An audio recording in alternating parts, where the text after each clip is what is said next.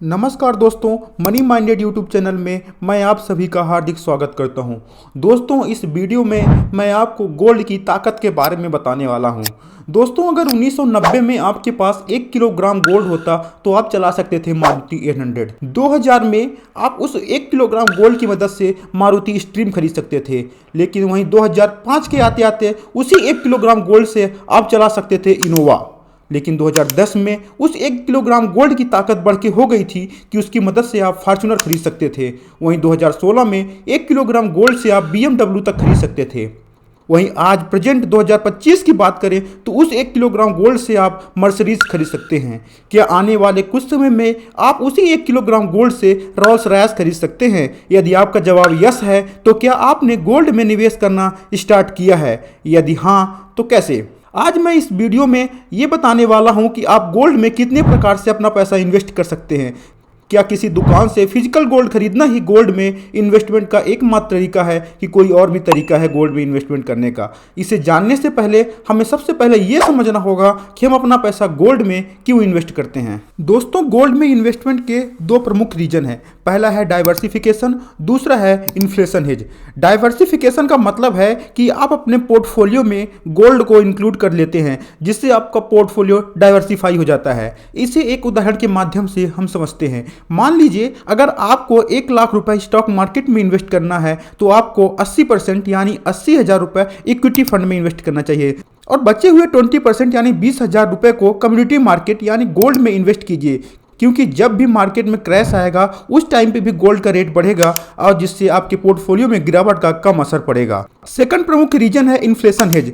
अभी थोड़ी देर पहले मैंने आपको बताया कि 1990 में आप 1 किलोग्राम गोल्ड की मदद से मारुति 800 खरीद सकते थे, तो वहीं 2025 के आते आते उसी 1 किलोग्राम गोल्ड की मदद से आप मर्सिडीज खरीद सकते हैं। मतलब गोल्ड ने इन्फ्लेशन को बीट किया है, इसमें कोई संदेह नहीं है। मतलब ये तो स्पष्ट हो गया कि हमें गोल्ड में इन्वेस्ट करना चाहिए। गोल्ड में इन्वेस्टमेंट करने के तरीकों की बात करते हैं। पहला तरीका है कि आप किसी दुकान से फिजिकल गोल्ड खरीद लीजिए। दूसरा तरीका है कि आप डिजिटल गोल्ड किसी ऐप के माध्यम से खरीद लीजिए। तीसरा तरीका है गोल्ड के ETF खरीदना। चौथा तरीका है गोल्ड के म्यूचुअल फंड खरीदना और पांचवा तरीका है SGB सोवरेन गोल्ड बॉन्ड। अब हम इन सब को डिटेल में समझते हैं। सबसे पहला तरीका है गोल्ड में इन्वेस्ट करने का कि आप मार्केट से सीधा फिजिकल गोल्ड खरीद लीजिए। अगर आप इन्वेस्टमेंट के लिए फिजिकल गोल्ड खरीद रहे हैं तो आप अपने पैसे को बर्बाद कर रहे हैं, क्योंकि फिजिकल गोल्ड बाय करने के लिए सबसे पहले आपको कोई ट्रस्टेड ज्वेलर शॉप ढूंढनी पड़ेगी। उसके बाद उसमें 15 से 20% का मेकिंग चार्ज देना पड़ेगा और उसके बाद 3% GST देना पड़ेगा।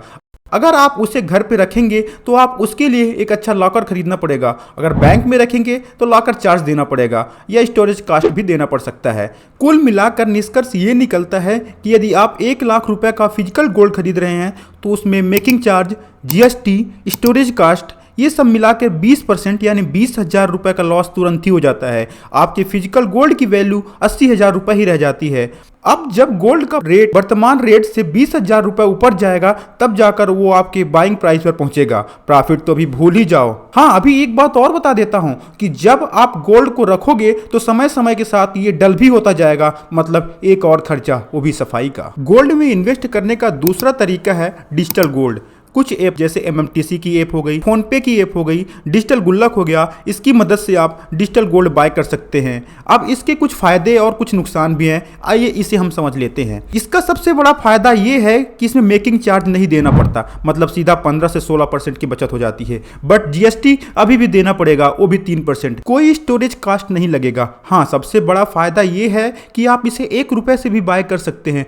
बट जब भी आप किसी ऐप में बाय करने के लिए जाएंगे तो आप पाएंगे कि बाइंग प्राइस और सेलिंग प्राइस में काफ़ी बड़ा डिफरेंस होता है। यह इसका सबसे बड़ा नुकसान। तीसरा तरीका है गोल्ड का ETF, जैसे निपन इंडिया का गोल्ड ETF, आदित्य बिरला के गोल्ड ETF, मिराय एसिड की गोल्ड ETF।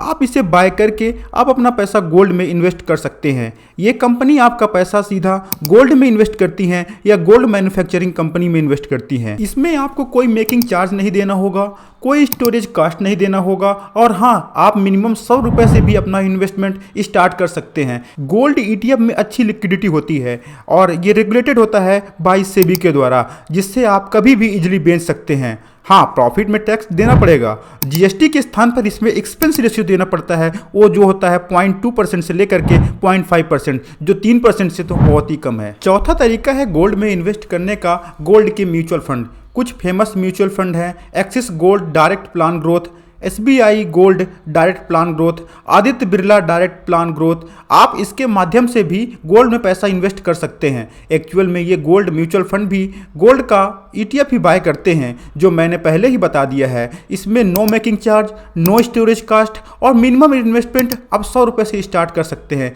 इसमें भी बाय करने पर आपको एक्सपेंस रेशियो के रूप में थोड़ा बहुत चार्ज देना पड़ेगा। आखिरी और सबसे अच्छा तरीका है SGB सोवरेन गोल्ड बॉन्ड। इसमें सरकार गोल्ड के रेट के हिसाब से बॉन्ड इशू करती है और लोग पैसा दे करके उस बॉन्ड को बाय करते हैं। इसमें 8 साल का बॉन्ड किया जाता है। अब इसे एक उदाहरण के माध्यम से समझते। मान लीजिए आज 2025 में 1 ग्राम गोल्ड का रेट है 7,000 रुपये। गवर्नमेंट ने इस रेट पे आज बॉन्ड इशू किया और राम नाम के व्यक्ति ने इसे खरीद लिया। यह बॉन्ड 8 साल का होता है, 5 साल तक तो आप इसे बेच भी नहीं सकते हैं। अब 8 साल बाद यानी 2032 में 1 ग्राम गोल्ड का रेट 15,000 रुपये हो जाता है, मतलब 8,000 पर ग्राम प्रॉफिट हुआ है राम को। इस बॉन्ड की सबसे अच्छी बात यह है कि ये जो 8,000 रुपये का आपको प्रॉफिट हुआ ना, इसमें हर साल 2.5% सरकार अपनी तरफ से प्रॉफिट देती है, मतलब निवेशक की 5 उंगलियां घी में। साथ में एक बार और बता दूं, इसमें कोई टैक्स भी आपको नहीं देना पड़ेगा जो आपने प्रॉफिट अर्न किया है।